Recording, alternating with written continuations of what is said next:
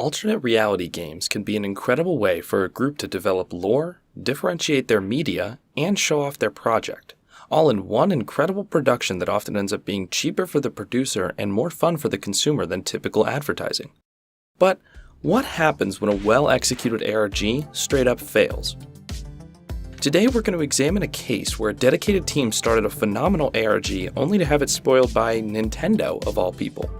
This is a fascinating story involving a mysterious unfiction project, a Wiiware game which has gone largely underappreciated, a story spanning multiple games that is deeper than it seems at first, and Nintendo making a big mistake but somewhat making up for it in the end.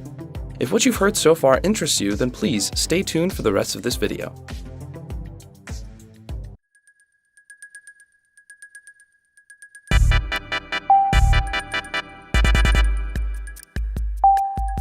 Wiiware was a revolutionary platform for Nintendo.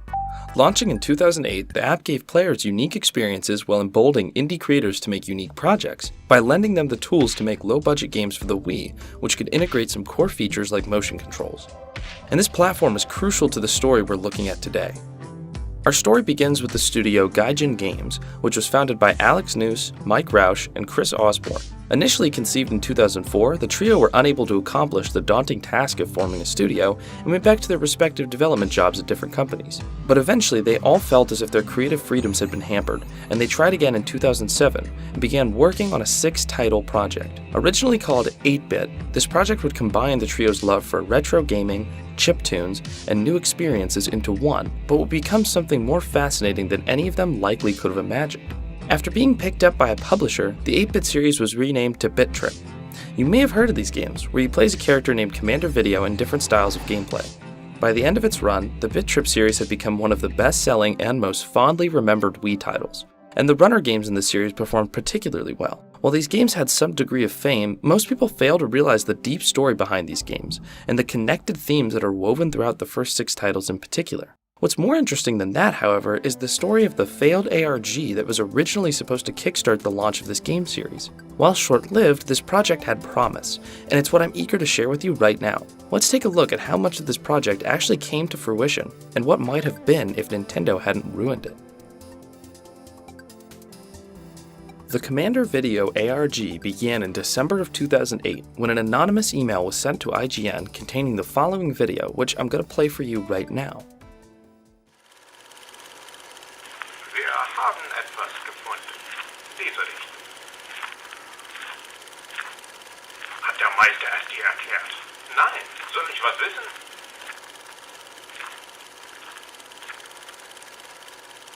Kamera weg! Gib es mir. Tu es. Jetzt.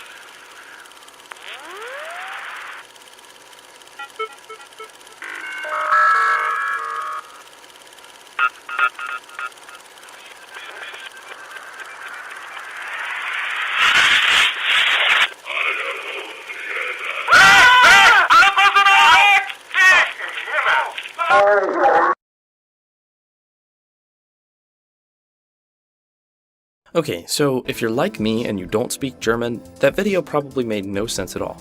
In fact, I'm betting even if you did speak German, it wouldn't make sense either. There is one thing that you're able to make out though. As the German researchers or archaeologists or whoever they are dust off this machine, which looks to be like some sort of old TV set, you could hear a voice say, "I am only a man," before the men turn away and run off in fear.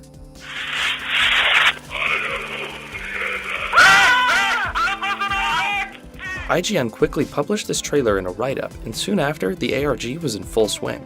IGN's article laid a few things out without spoiling too much. They linked readers to the Commander Video website and claimed that whatever we were looking at here was in fact a Wiiware game. Not only that, but they stated that they were pretty sure that a frame from the game appeared on the screen in the video. But that was all that players had. 11 days later, the name Commander Video began popping up as a commenter on different forums, also linking people to the Commander Video website. When not commenting and directing people to the website, Commander Video spent their time on Twitter, engaging with players in the ARG and sending communications in a strange format. Commander Video would assign missions and tasks to players, doing some extremely creative things when it comes to ARGs. The tasks would further promote the games in ways that ARGs don't often do right. For example, Commander Video instructed players to talk about the games on different websites and, most interestingly, told a player to create a Wikipedia entry for the ARG itself, which they successfully did.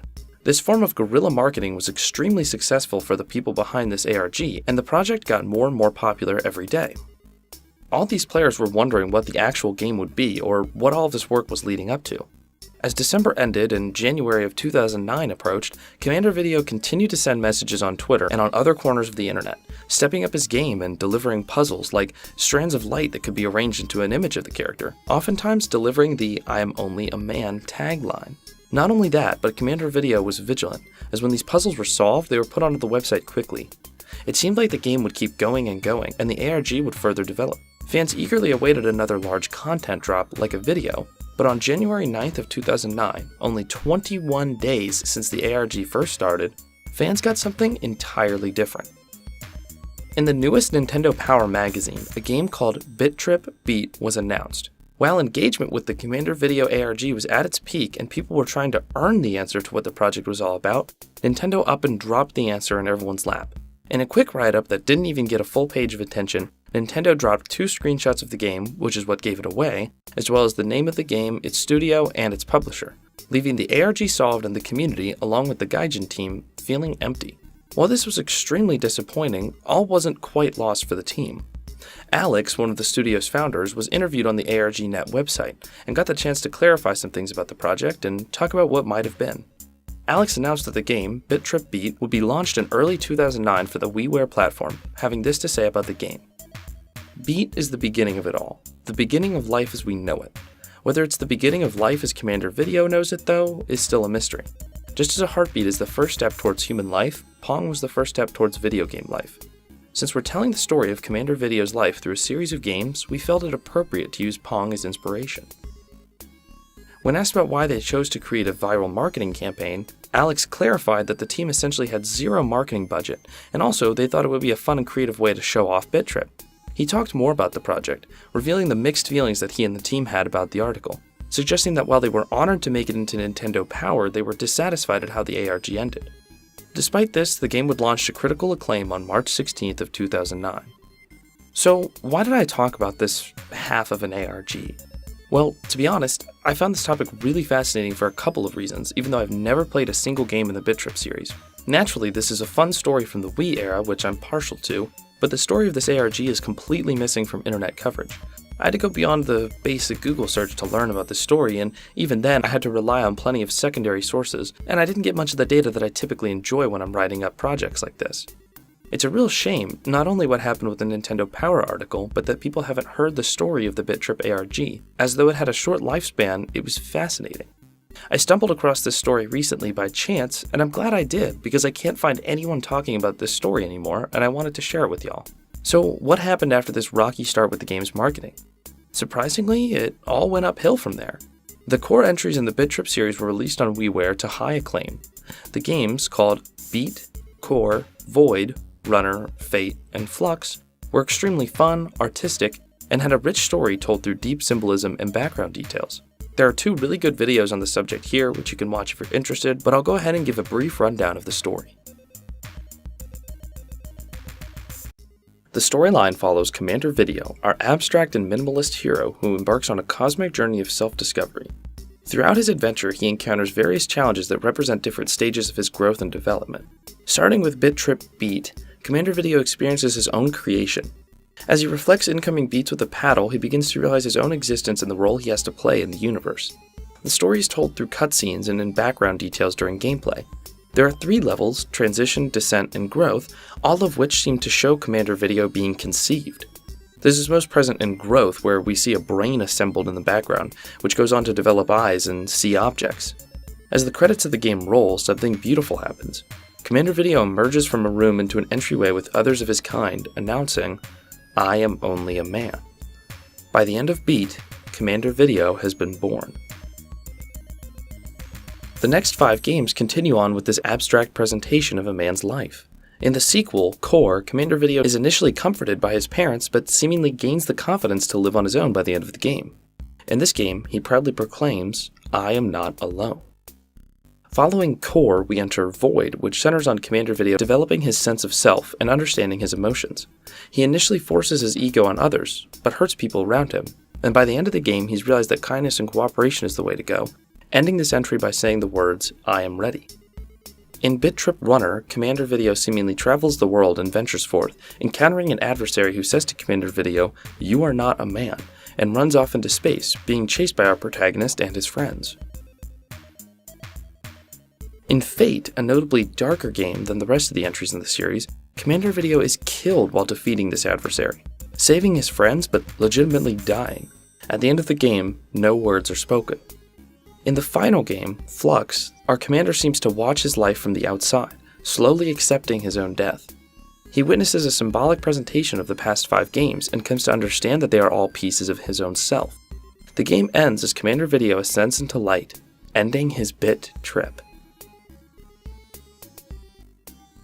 While the series has lived on spiritually with some new, non-canon games, and the core entries have been ported to the Switch, Flux marked the end of Commander Video's story in a beautiful way. This 6-part series, dreamt up all the way back when Gaijin Games was founded, concluded by examining the entire conception, birth, life, death, and transcendence of a soul. This beautiful storytelling really makes me wonder what the creators could have done with a properly fleshed out ARG. You might be quick to blame Nintendo for not communicating with the team, who obviously wanted to keep the true nature of their game quiet until they had finished their campaign, but there was obviously no malintention, and Nintendo did honor the character in a unique way. In Smash Bros. Brawl for the Wii U, Commander Video appears as a trophy, being the first indie character to do so. There's also been some talk about him appearing as a Smash character at some point, so maybe that could happen. But until then, it seems like Nintendo and the creators of Bit Trip are on good terms, so there's really no need to push it. Thanks for watching this short video and giving me the chance to tell this strange story. While I'm not sure why I was drawn to Bit Trip so much in particular, the intersection between a somewhat forgotten Wiiware series and an attempt at making an ARG was fascinating. And like I said, this story is just never mentioned anymore on the internet, so I was glad to tell it. Comment on the video, and tell me your thoughts about this whole thing. That's all I have for now, everyone, and have a good night.